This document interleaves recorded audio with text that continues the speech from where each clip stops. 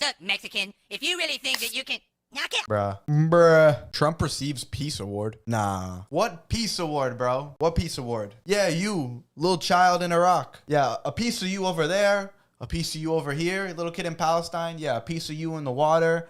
A piece of you, your legs shot up in the sky. A piece of what?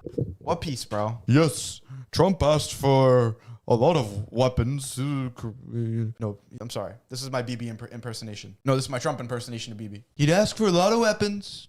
A lot of weapons. Crazy weapons I've never heard of. And we get them every time. We'd send them right over. Crazy weapons. Never even used these weapons before. Sacred weapons. Josh impression. My BB impersonation's better. Beck leaves and I just go right back to what he doesn't want to talk about. If I didn't have Beck, I would be banned in 5 seconds. The apostles disputed with Paul. Paul himself writes a polemic against the so-called super apostles, asserting he had authority over them. Where do you see yourself in 10 years? I don't know, bro. Dead? Just kidding. Eamon with the $7. Just wanted to thank you and Beck. W algorithm for recommending your channel. It's been a couple weeks now and I'm hooked. I get a bump in motivation to practice Dean after each video. W. That's really cool to hear. It's really cool to hear. At the end of the day, like what are we gonna take with us from this life? Our deeds. That's it. All we're gonna take is our deeds. All these other streamers dying to do anything for views. You have to, it's a new OnlyFans girl every single day on their streams. Shaking booty. Oh, Neon didn't. Oh, he didn't slap her butt. Oh, he folded. Oh, It's just like, not only are you not getting good deeds, you're getting bad deeds. Making this garbage content. Like it's just, most influencers are so whack and cringy, dude. You guys have no idea. I've met most of them. Jack and all these clowns. They're just like, they're nobodies, bro. Nothing. Empty inside. Completely empty. Sneeko, Steezy, Sakeb. Those are real guys right there. Beck. Real hitters. Real ones. Sonny, you know your ancestors might have been Muslim. Muslims ruled in Sicily for almost 300 years. Yeah, maybe they weren't. At the end of the day, what does it matter? You know what I mean? Like, at a certain point, one of my ancestors had to have converted to Catholicism. So it's like, oh, you're race trading the people before, you that were not Catholics. Like, it's a stupid argument. Try and read Quran 22:42 to 46. It's not everyone like this. I agree with you. Most Christians don't believe in Trinity based on my experience. Yeah. Imam al-Shafi said, if I were to argue with 1,000 knowledgeable people, I would surely win the argument. But if I were to argue with one fool, I would lose the argument. Keep on striving, bro. Facts. Dude, even the prophets had kids that didn't accept the message. Noah's kids didn't accept the message. You know what I mean? Like, we're all gods. No, that sounds wrong. We are all slaves of God at the end of the day. We're property of God. My kids aren't property of me. They're property of God. You know? It's its own soul. I'll do my best to help guide them and grow them into a great kid, into a great human being, but they're gods at the end of the day. Yo, like, this is what I'm talking about. This is what, like, one of the apologetic guys would clip out of context and have me saying, like, oh, everyone's gods, taking me out of context. My mom is Sicilian and Egyptian, and I agree. Alhamdulillah. Astaghfirullah. Here is the correct hadith, brother. The Prophet said, every child is born upon the fitrah, pure natural disposition, but his parents convert him to Judaism or to Christianity or to paganism. True. We all naturally know there's only one God and that nothing else is worthy of worship. My message has been so simple lately, bro. Pray to God alone. You guys have heard me say it nonstop, but how can you argue with that? How can you argue with me saying pray to God alone? There's no debate there at all. Yeah, kids are a test. Have a 3-year-old and you'll get to know. I'm sure I have I can only imagine, bro. I can only imagine. Let's see what other clips you guys dropped, brother. Salut. It's something quite embarrassing. Salut. That the National Parliament of Canada is sitting there talking about me and trying to stop me even from video calling into Canada to preach. Bruh. Mr. Speaker, the preacher Uthman Ibn Farouk is giving speaking conferences across Canada despite his history of hate. What am I doing?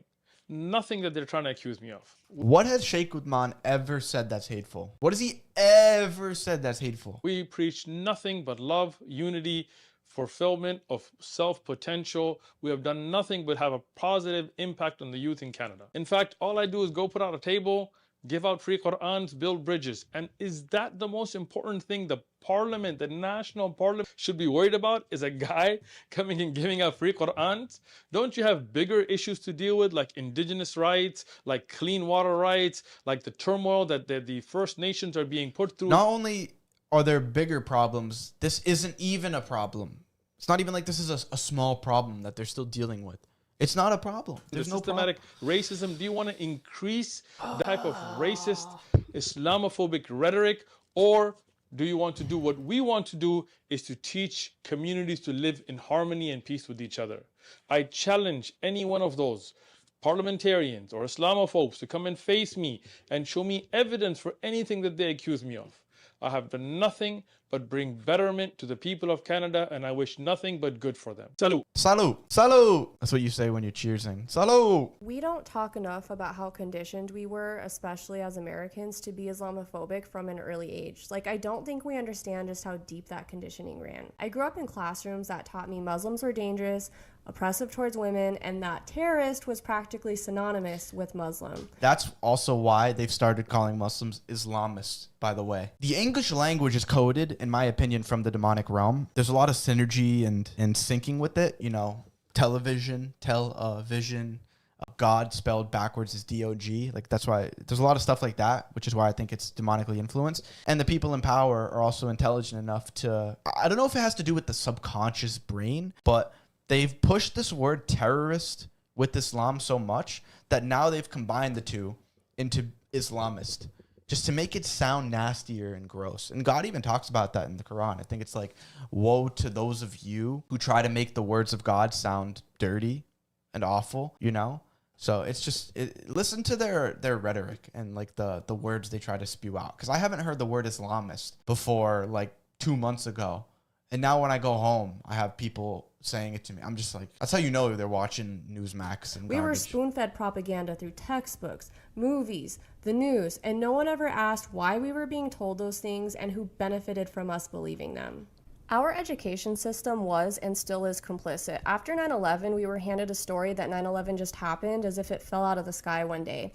Nobody explained the context. Nobody told us about decades of U.S. involvement in the Middle East, the coups, the oil interests, the sanctions that killed hundreds of thousands of civilians. Millions. We were never taught that the U.S. helped overthrow Iran's democratic government in 1953 to protect oil profits, or that we armed and funded groups during the Cold War that would later destabilize entire regions, or that our war on terror killed far more civilians abroad than the number of Americans who died on 9/11. Instead, we were told that they hate us for our freedom, and we just believed it. Because when you're a kid, you don't question authority. You repeat what adults tell you. It's because of the media it's because of Hollywood constantly portraying this narrative of it's good versus evil. In Marvel movies, in old superhero movies, in all of it, there's always this evil bad guy that hates people having their freedom. They have the ability to go to the movies and eat cheeseburgers, and their women show their hair. Oh, we got to kill and blow them all. Like, that's the narrative they push. Post 9/11 America became a breeding ground for fear. It was everywhere. TV shows, airport announcements, and even classroom conversations.